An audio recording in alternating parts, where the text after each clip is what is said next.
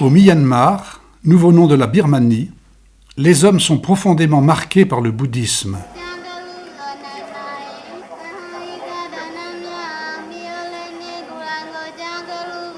Les paysages sont aussi modelés par les milliers de pagodes, petites ou grandes, modestes ou parfois couvertes d'or.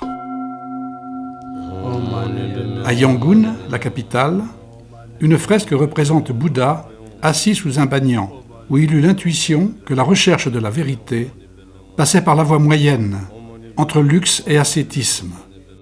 Des trois écoles du bouddhisme, la Birmanie a opté pour le Theravada, appelé aussi petit véhicule.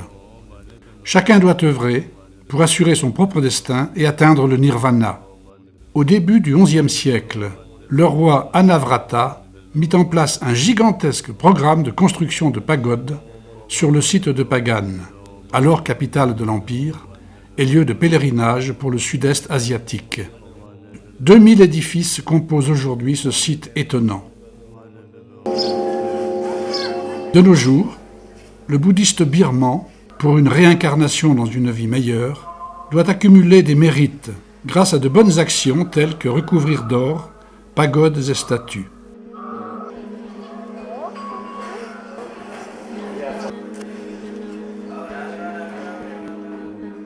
À Mandalay, deuxième ville du pays, la grande pagode de Mahamuni fut construite pour abriter une statue de Bouddha. Celle-ci, construite en bronze, mesure 4 mètres et a été recouverte au fil du temps de 15 cm d'or.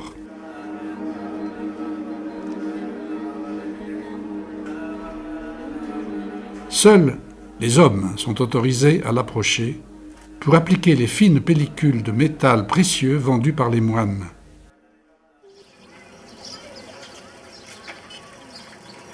Pour pratiquer ces dévotions, chaque birman crée son propre oratoire, qui l'orne de statues d'albâtre et de marbre.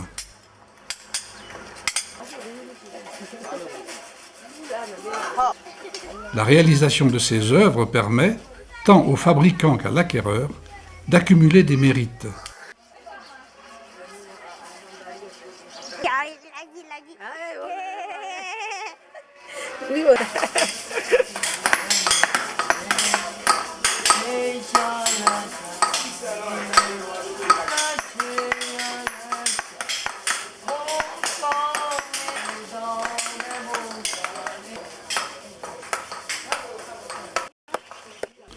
Un matériau plus noble, le bronze, est aussi utilisé.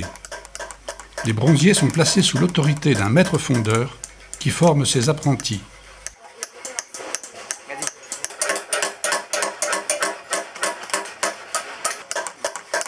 Pour compléter les statues, des psaumes sont gravés sur le marbre avec cet alphabet si particulier des Birmans.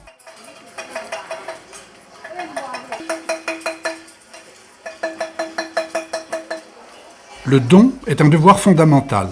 Ainsi, le bouddhisme vit par la quête incessante de tous les moines et nonnes qui collectent de la nourriture, mais aussi l'argent qui assure l'entretien des pagodes.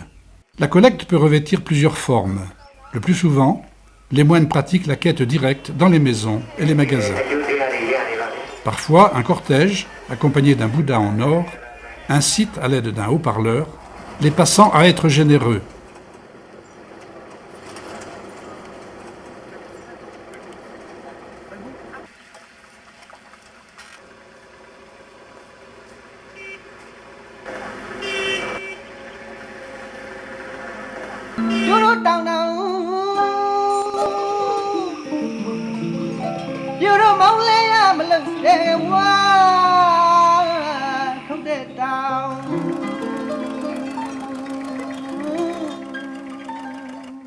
Les richesses des pagodes contrastent avec la pauvreté du pays.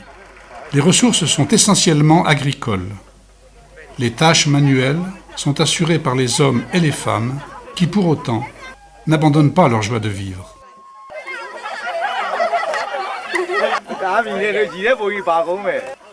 Car le bouddhisme Theravada est omniprésent.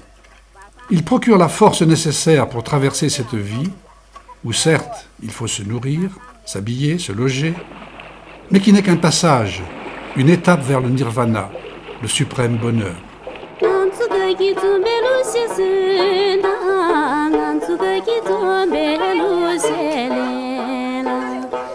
Une partie des richesses, acquises par un dur travail, facilitera l'accès à la sagesse. Il faut, pour atteindre ce but, donner pour les moines, donner pour embellir les pagodes.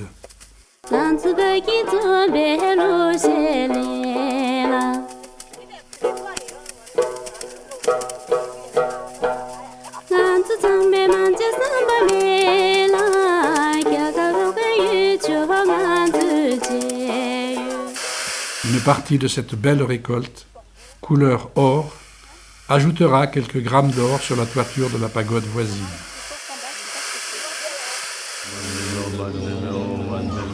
Shwedagon, au cœur de Yangon, la capitale, est pour les Birmans le sanctuaire le plus sacré du pays. Un lieu que chacun voudrait visiter au moins une fois dans sa vie.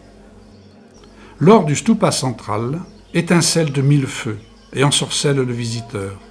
Redoré chaque année, il compte à ce jour 400 tonnes d'or et plus de 4000 diamants. Autour du stupa central, une multitude de chapelles et de pavillons abritent des statues de Bouddha.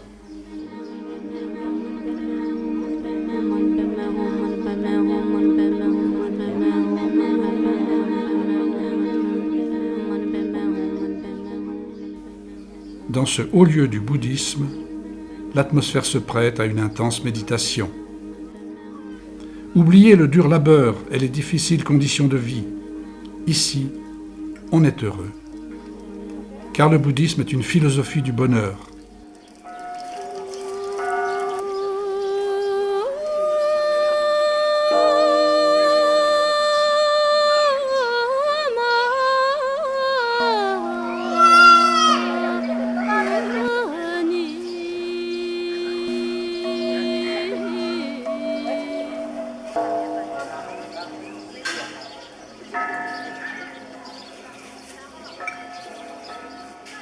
La sérénité des visages des statues transparaît sur les visages des hommes.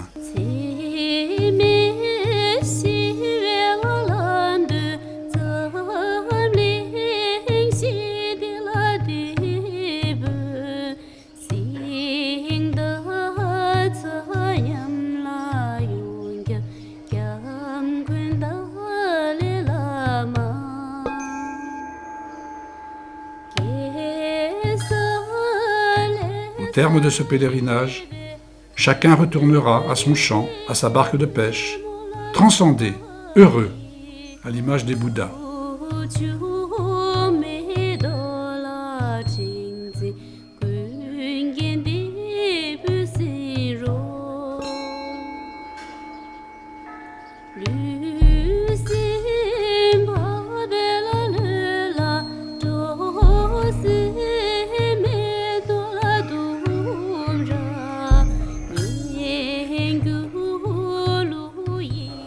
À la fin du jour, les chapelles s'illuminent, renforçant cette atmosphère de paix et de sérénité.